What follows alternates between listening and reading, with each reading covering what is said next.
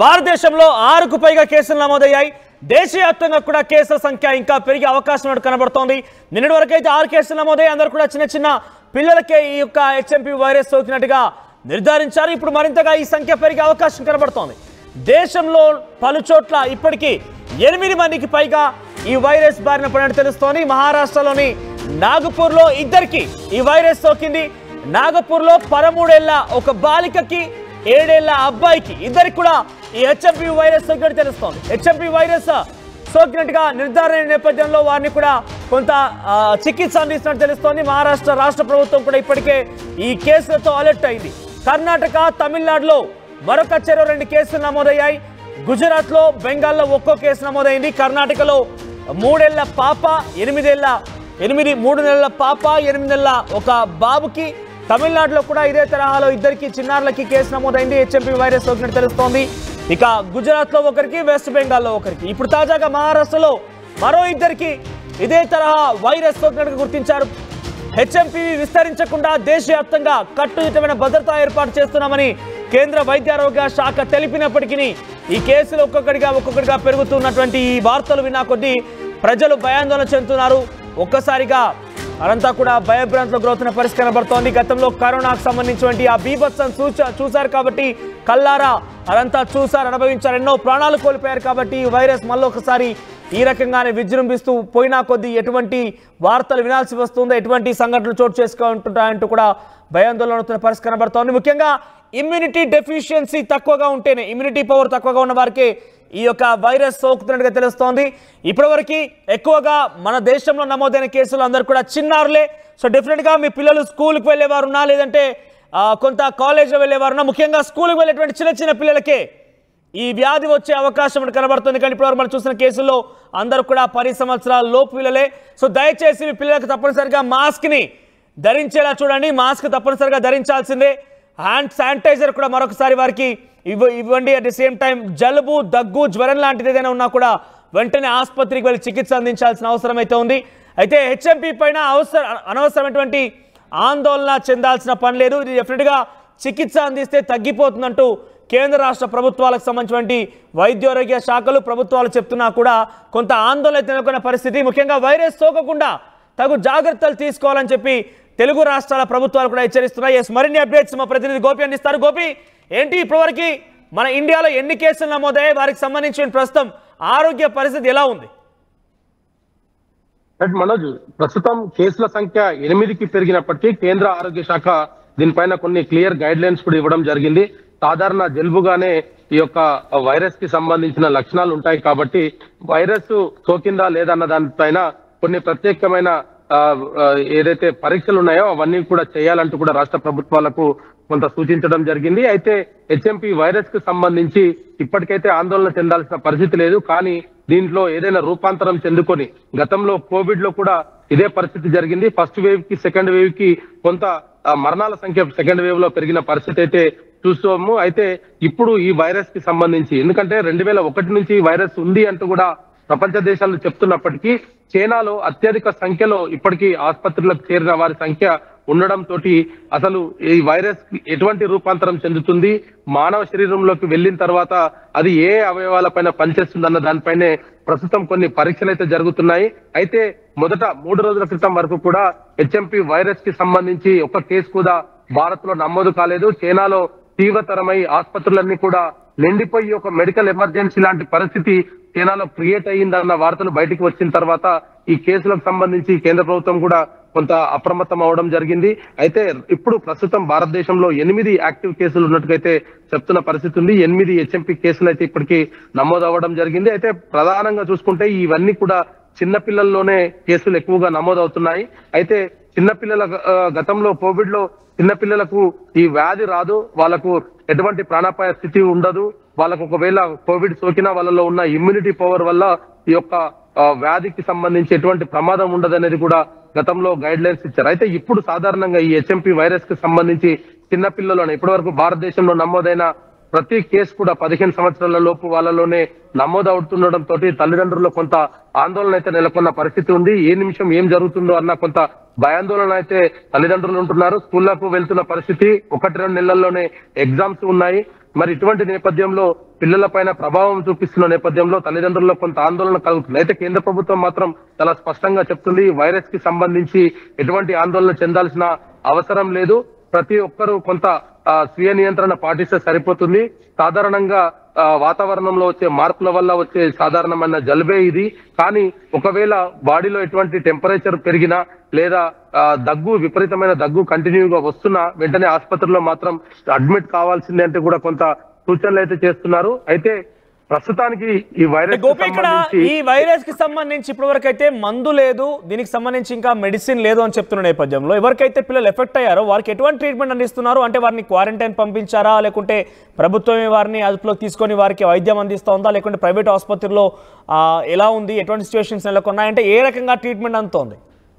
అయితే కర్ణాటకలో నమోదైన కేసులను రెండింటిని నిన్న ఉదయం నమోదైన కేసులు రెండింటిని కూడా పరిశీలిస్తే 8 నెలల బాబుకు వైరస్ సోకిందంటూ కూడా మొదట వైద్యులు నిర్ధారించడం జరిగింది. అయితే టెస్టులు చేసిన తర్వాత జనవరి 3వ తేదీన కూడా 2 నెలల పాప అడ్మిట్ అయిన సందర్భంలో కూడా ఇవే లక్షణాలతోటి ఆ పాప కూడా అడ్మిట్ అవ్వడం జరిగింది.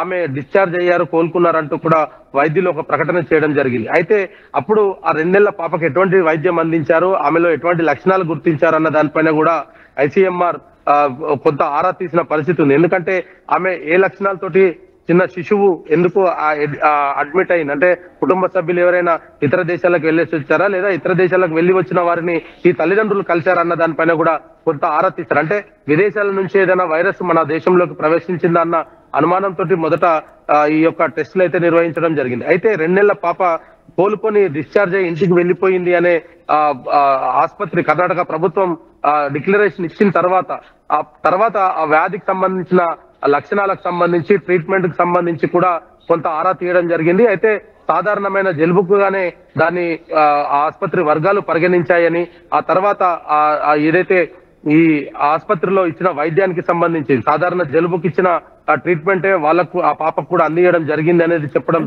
వైరస్ ఇక్కడ పాజిటివ్ గా వచ్చిన నేపథ్యంలో 8 మంది చిన్నారులకు వచ్చింది, అందరూ కూడా చిన్న చిన్న పసిపిల్లలే, 3 నెలల పసిపాప, 8 నెలల పసిపాప, ఇట్లా చిన్న పిల్లలకే వస్తోంది.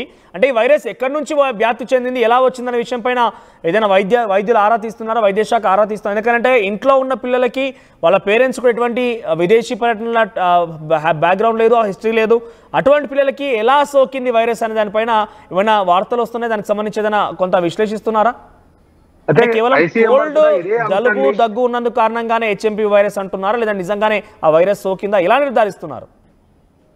అయితే ICMR కూడా నిన్న ఇదే అంశాన్ని కూడా ప్రస్తావించడం జరిగింది. ఎందుకంటే ప్రధానంగా ఈ యొక్క కేసులో ఈ 2 కర్ణాటకలో నిన్న నమోదైన 2 కేసుల్లో కూడా ఎటువంటి లక్షణాలను గుర్తించి HMP వైరస్ గా నిర్ధారణ చేయడం జరిగింది అన్న దానిపైనే ప్రస్తుతం ICMR కూడా కొంత ఆరా తీసిన పరిస్థితి ఉంది. అయితే సాధారణ జలుబుగానే పిల్లలు ఆసుపత్రిలో అడ్మిట్ అవ్వడం జరిగింది. తీవ్రం శ్వాస తీసుకోవడంలో ఇబ్బందులు పడుతున్నారు పిల్లలు.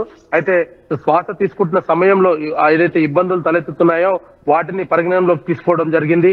అయితే విపరీతమైన దగ్గు, బాడీ టెంపరేచర్ ఒక్కసారిగా పెరిగిపోతుండడంతో అసలు ఈ లక్షణాలన్నీ కూడా HMP వైరస్ లక్షణాలుగానే గుర్తించడం జరిగింది. అయితే ల్యాబ్ లో వీటిపైన కొంత టెస్టులు అయితే నిర్వహిస్తామనేది కూడా చెప్తున్నారు. ఆ టెస్టులకు సంబంధించి కూడా కొన్ని గైడ్ లైన్స్ ను రాష్ట్ర ప్రభుత్వాలకు విడుదల చేయడం జరిగింది. ఒకవేళ ఇటువంటి కేసెస్ కనుక నమోదైతే వాళ్ళందరినీ కూడా సపరేట్ వార్డులో ట్రీట్మెంట్ ఇవ్వాలంటూ కూడా చెప్తున్న పరిస్థితి ఉంది. అయితే ప్రస్తుతానికి ఆందోళన లేదు అంటూ ఒకవైపు ICMR గైడ్ లైన్స్ ను రిలీజ్ చేస్తుంది. కానీ ఇంకొక వైపు కేసుల సంఖ్య పెరిగితే గనక ఆసుపత్రుల్లో అన్ని రకాల వైద్య పరికరాలన్నీ కూడా, మందులు కూడా సిద్ధంగా ఉంచుకోవాలంటూ కూడా మరొక వైపు చెప్తుంది. అంటే ఒకవైపు తీవ్రత లేదు అని చెప్తుంది, మరొక వైపు ఆసుపత్రులన్నీ కూడా అప్రమత్తంగా ఉండాలంటూ కూడా చెప్తున్న పరిస్థితి ఉంది. అయితే నిన్న కర్ణాటక వరకు మాత్రమే ఉన్న కేసెస్ సాయంత్రానికి 4-5 రాష్ట్రాల్లో కూడా విస్తరించడం జరిగింది. ముఖ్యంగా చిన్న పిల్లల్లోనే ఈ యొక్క వ్యాధి ఎక్కువగా సోకుతుండటంతో ప్రస్తుతానికైతే దీనిపైన HMP వైరస్ పైన ఆందోళన అయితే అవసరం లేదని చెప్తూనే రాష్ట్ర ప్రభుత్వాలను అయితే కేంద్ర ప్రభుత్వం అలర్ట్ చేసిన పరిస్థితి కనపడుతుంది మనకి. రైట్ గోపి, సో మొత్తం మీద రాష్ట్ర వ్యాప్తంగా, దేశవ్యాప్తంగా ఈ యొక్క HMP వైరస్ పైన వైద్య శాఖలు అలర్ట్ అయ్యాయి. ఎప్పటికప్పుడు అక్కడ పరిస్థితిని పర్యవేక్షిస్తూ ఉన్నాయి. ఇప్పటికే దేశవ్యాప్తంగా 8 కేసులు నమోదైన విషయం పైన అటు కేంద్ర మంత్రి కేంద్ర మంత్రి జేపీ నడ్డా కూడా, వైద్య ఆరోగ్య శాఖ మంత్రి కేంద్ర మంత్రిగా ఉన్నటువంటి ఆయన కూడా ఎట్టి పరిస్థితుల్లో భయపడాల్సిన అవసరం లేదు. 2001లోనే ఈ యొక్క వైరస్ ని గుర్తించారు. తరచుగా ఇటువంటి వ్యాధులు వస్తూనే ఉన్నాయి. దీన్ని ఎదుర్కోవడానికి రాష్ట్ర కేంద్ర ప్రభుత్వాలు కూడా సంసిద్ధంగా ఉన్నాయని చెప్పుకోవచ్చు. ఒకసారి ఆయన ప్రజాహితం ఒక వీడియో రిలీజ్ చేశారు. ఆయన ఏం మాట్లాడారో చూద్దాం. Health experts have clarified that HMPV virus is not a new virus. It was first identified in 2001 and it has been circulating in the entire world since many years. HMPV spreads through the air by way of respiration. This can affect persons of all age groups. The virus spreads more during the winter and the early spring months. On recent reports, the cases of HMPV in China, the Health Ministry, the Indian Council for Medical Research and the National Center for Disease Control are keeping a close watch on the situation in China as well as in the neighboring countries. WHO has taken cognizance of the situation and will share their report shortly with us. The country data for respiratory viruses available with Indian Council for Medical Research, ICMR, and the Integrated Disease Surveillance Program has also been reviewed and no surge in any of the common respiratory viral pathogens is observed in India. Joint Monitoring Group meeting was held under the chairmanship of Director General for Health Services on 4th of January 2025 to review the situation. The health systems and surveillance networks of the country remain vigilant, ensuring the country is ready to respond promptly to any emerging health challenges. There is no reason to worry. ఇంకా జలుబు తలనొప్పి ఒళ్ళు నొప్పులు ఏంటమ్మా? శాస్త్రి వామ్ 5 రూపాయల pack release అయింది కదా. చెల్లెమ్మా, శాస్త్రి వామ్ 5 రూపాయల ప్యాక్ రిలీజ్ అయిందమ్మా, వెంటనే తెచ్చుకో. శాస్త్రి వామ్ 5 రూపాయల్లో అద్భుతం. ఆర్టీవీ యాప్ వార్తల్ని క్షణాల్లో చదివే అవకాశం ఉంటుంది. ఒక న్యూస్ పేపర్, ఒక టెలివిజన్ ఛానల్ మీ చేతుల్లో ఎప్పుడూ ఉంటాయి.